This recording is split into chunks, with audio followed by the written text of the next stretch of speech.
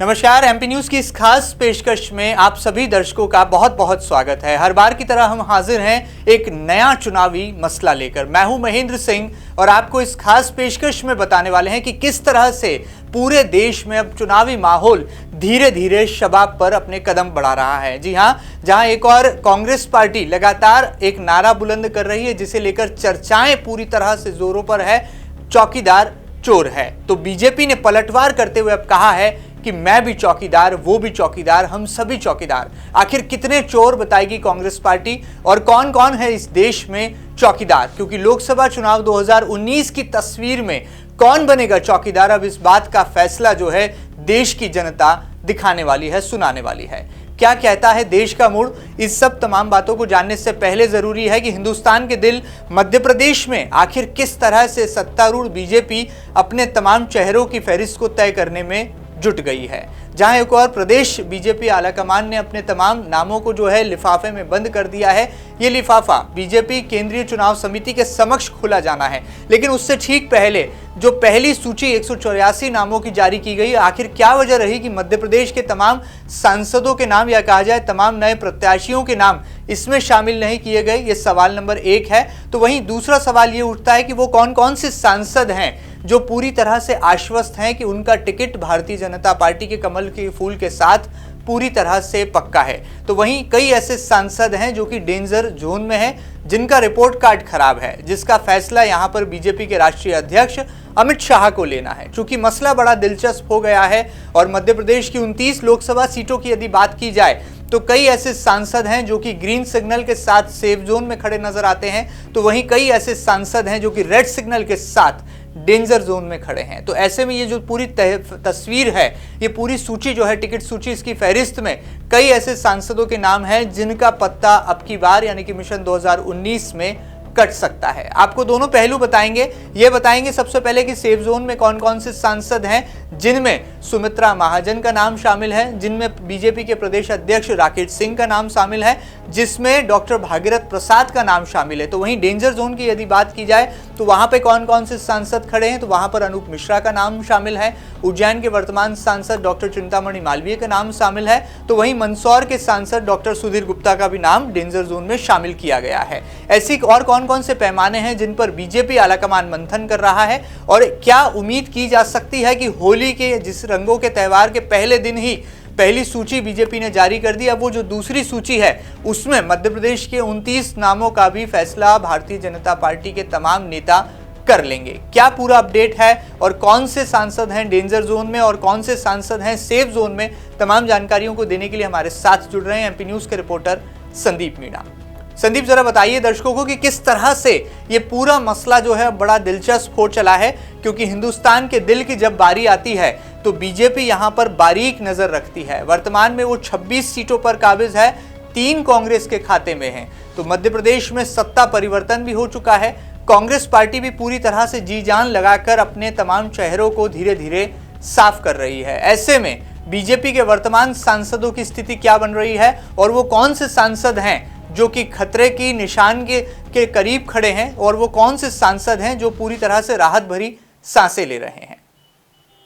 जी देखिए, जैसे जैसे लोकसभा चुनाव नजदीक आ रहा है वैसे वैसे भाजपा और कांग्रेस दोनों ही दलों में टिकट को लेकर सरगर्मियां तेज है। और मैं बताना चाहूंगा कि कांग्रेस के बाद अब बीजेपी ने भी अपने पत्ते खोलना शुरू कर दिए और इसी कड़ी में भाजपा की केंद्रीय चुनाव समिति ने पहली लिस्ट जारी कर दी है, जिसमें 184 उम्मीदवारों का नामों का ऐलान किया गया है, जिसमें यूपी सहित अन्य राज्यों के उम्मीदवारों का नाम है। और मैं बताना चाहूंगा कि मध्य प्रदेश की बात करें तो मध्य प्रदेश में लेकर अभी भी टिकट को लेकर लगातार भाजपा में सस्पेंस बरकरार है और जो पहली सूची बीजेपी की जारी हुई है उसमें मध्य प्रदेश की किसी भी सीटों को लेकर नाम नहीं है। और ऐसे में कहीं ना कहीं सियासी सस्पेंस लगातार बढ़ता हुआ जा रहा है, क्योंकि ये उम्मीद जताई जा रही थी कि बीजेपी की केंद्रीय चुनाव समिति मध्य प्रदेश की जो कुछ सेफ सीटें हैं जिन पर उम्मीदवारों के नाम लगभग फाइनल कर दिए गए, उन नामों का ऐलान कर देगी, लेकिन ऐसा नहीं हुआ है। और मैं बताना चाहूंगा कि ऐसा इसलिए हो रहा है क्योंकि ये जो देरी हो रही है वो इस वजह से हो रही है क्योंकि विधानसभा चुनाव में बीजेपी को 15 साल की सत्ता गंवाना पड़ी थी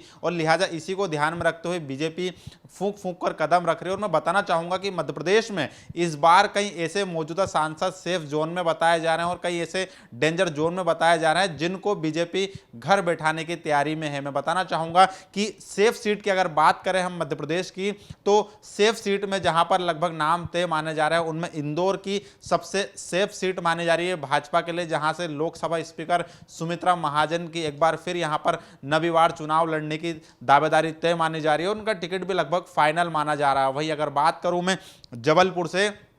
तो जबलपुर के मौजूदा सांसद और भाजपा के प्रदेश अध्यक्ष राकेश सिंह का टिकट भी लगभग पक्का हो चुका है और उन्हें भी एक बार फिर भाजपा चुनावी मैदान में उतारेगी। वहीं अगर बात करूं मैं सागर से, तो सागर में बीजेपी को विधानसभा चुनाव में बड़ा फायदा देखने को मिला था और इसी की बदौलत है कि लक्ष्मी नारायण यादव का टिकट भी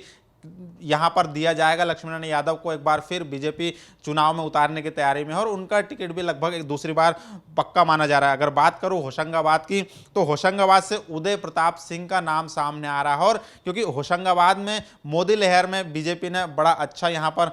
जो है अपना यहां पर रिकॉर्ड दर्ज जीत की थी और अच्छा प्रदर्शन किया था और उसी के तर्ज पर जो अगर सांसद जी का यहां पर उदय प्रताप सिंह का जो रिपोर्ट कार्ड देखें तो वो बेहद ही अच्छा माना जा रहा है और ऐसे में कहीं ना कहीं ये कहा जा रहा है कि ये सीट भी उदय प्रताप सिंह के लिए सेफ है और उन्हें यहां से टिकट एक बार फिर दिया जाएगा। रीवा से बात करें तो एक बड़ा नाम है जनार्दन मिश्रा का, मौजूदा सांसद है और पार्टी उन पर एक बार फिर भरोसा करने पर विचार कर रही है और माना जा रहा है कि आलाकमान एक बार फिर उन्हें जनार्दन मिश्रा को टिकट देकर यहां पर दांव खेलने के मूड में नजर आ रहा है। एक और यहां पर आ रहा है कि सतना से गणेश सिंह और सीधी से रीति पाठक, ये दो नाम है सतना और सीधी से, ये मौजूदा सांसद भी हैं और इनको भाजपा टिकट देने की तैयारी में फिर से है क्योंकि यहां पर भी बेहतर परिणाम है। दोनों मौजूदा सांसदों का रिपोर्ट कार्ड भी अच्छा है, सर्वे रिपोर्ट में भी बेहतर उनका रिपोर्ट आई है। तो ऐसे में कहीं ना कहीं यह माना जा रहा है कि इन सेफ सीटों पर भाजपा ने लगभग नाम तय कर लिए हैं, लेकिन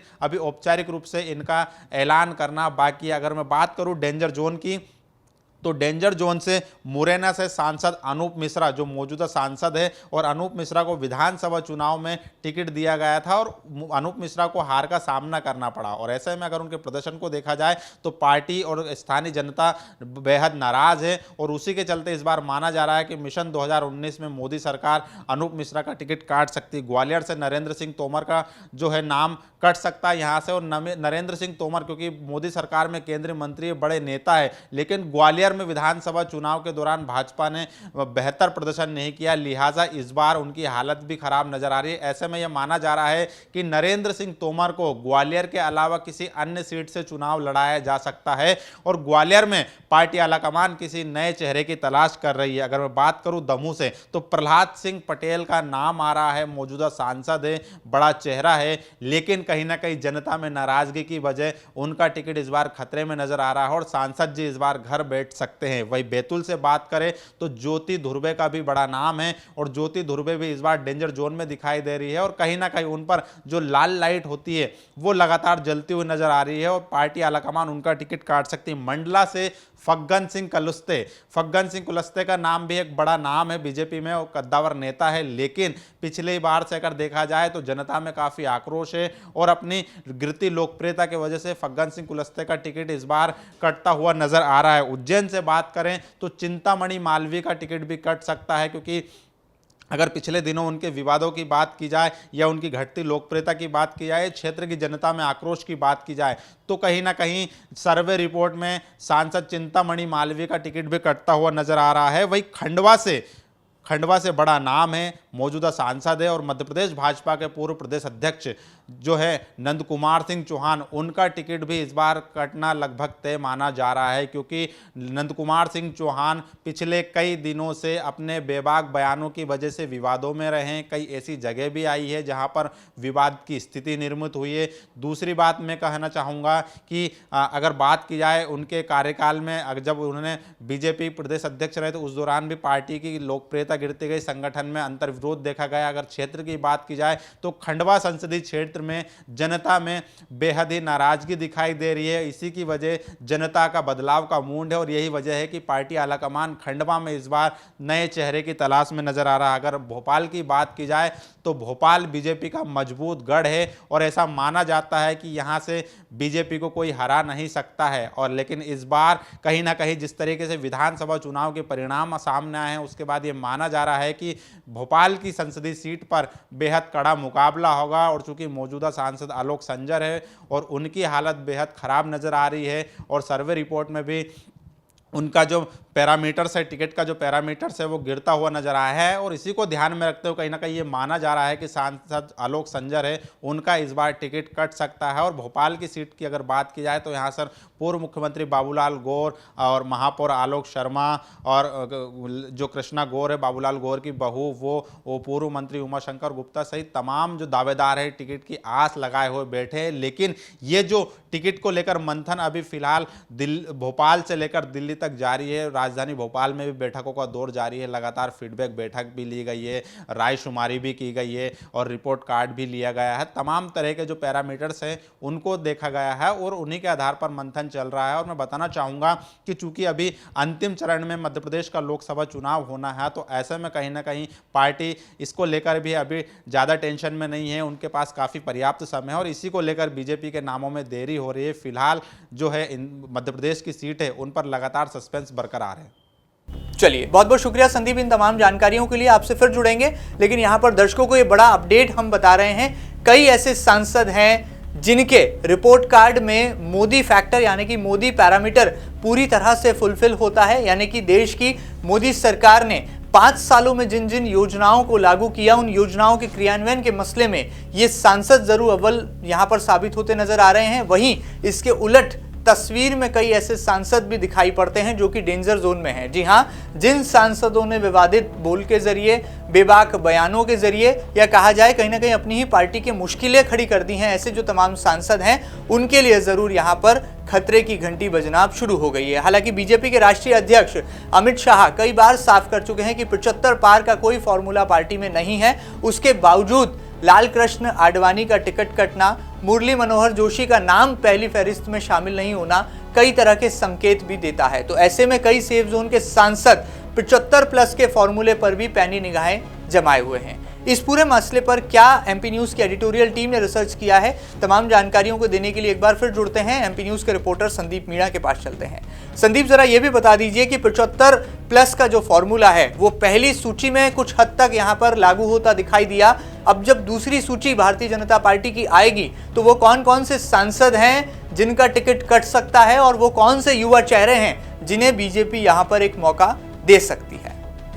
बिल्कुल, मैं बताना चाहूंगा कि जिस तरीके से विधानसभा चुनाव के परिणाम आए हैं और मैं बताना चाहूँगा कि जो पहली सूची बीजेपी ने जारी की है दिल्ली से, जो पहली सूची 184 नामों की जारी हुई है उनमें ये देखा गया है कि छत्तीसगढ़ के जो मौजूदा सांसद है उनका जिस तरीके से टिकट काटा गया है कहीं ना कहीं उसी की तर्ज पर मध्य प्रदेश में भी पार्टी आलाकमान जो है टिकट काटने का फॉर्मूला लगा सकती है। क्योंकि विधानसभा चुनाव में छत्तीसगढ़ और मध्य प्रदेश में भाजपा को बड़ा नुकसान झेलना पड़ा, मध्य प्रदेश में 15 साल की सत्ता गंवानी पड़ी है। तो कहीं ना कहीं ये माना जा रहा है कि मध्य प्रदेश के विधानसभा चुनाव के परिणाम को देखते हुए भाजपा कई मौजूदा सांसदों को घर बैठाने की तैयारी में। और अगर मैं बताना चाहूं कि मिशन 2018 में बीजेपी को करीब मध्य प्रदेश की 15 संसदीय सीटों पर भारी नुकसान का सामना करना पड़ा था और यही वजह है कि कई ऐसे मौजूदा सांसद हैं जो कि इस बार घर बैठने की तैयारी बीजेपी ने कर ली है। और यही वजह है कि पार्टी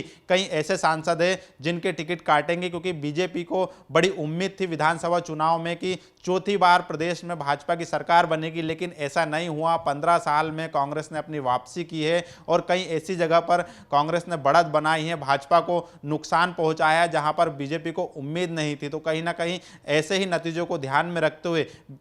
बीजेपी जो है पूरी तरीके से फूंक फूंक कर कदम रख रही है। और ये जो है कहना चाह रही है बीजेपी, ये संदेश देना चाह रही है साफ तौर पर जो टिकट के नामों को लेकर जो देरी हो रही है उनसे संकेत देने की कोशिश की जा रही है कि कहीं ना कहीं जो टिकट को लेकर बड़ा मंथन हो रहा है और बड़ा ही सोच समझ के जो है नामों का ऐलान होगा। और एक बात साफ और सामने आ रही है महेंद्र जी, मैं बताना चाहूंगा